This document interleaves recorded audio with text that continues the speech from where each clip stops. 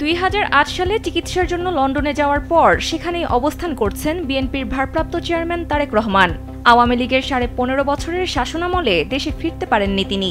এ সময় তাকে বিভিন্ন মামলা ও বিচারের মুখোমুখি হতে হয়েছে। লন্ডন থেকেই দলের কার্যক্রম পরিচালনা করছেন। শেখ হাসিনার পতনের পর তারেক রহমানের দেশে আসার পথ খুললে তিনি কবে ফিরছেন সে ব্যাপারে অধীর আগ্রহ দেখা গেছে বিএনপির নেতাকর্মীদের মধ্যে।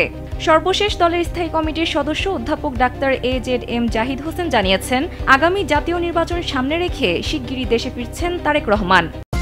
নিন মজাদার গোলমার্ক পপ, কুড়মুড়ে বাইটে ফুরফুরে লাইফ। বৃহস্পতিবার রাজধানীর জিয়া উদ্যানে শহীদ রাষ্ট্রপতি জিয়াউর রহমানের সমাধিতে ডিপ্লোমা ফার্মাসিস্ট অ্যাসোসিয়েশনের নবনির্বাচিত সদস্যদের নিয়ে শ্রদ্ধা নিবেদন শেষে এ কথা বলেন তিনি। ডাক্তার জাহিদ জানান, কয়েক সপ্তাহের মধ্যে দেশে ফিরবেন তারেক রহমান। দেশে ফিরে শুধু বিএনপির নয়, পুরো গণতান্ত্রিক যাত্রার নেতৃত্ব দেবেন তিনি। বিএনপির স্থায়ী কমিটির এই সদস্য আরও বলেন, নির্বাচনকে কেন্দ্র করে দেশি বিদেশি ষড়যন্ত্র রুখে দিতে বিএনপি প্রস্তুত। জনগণকে সঙ্গে নিয়ে 31 দফা বাস্তবায়ন করবে দলটি।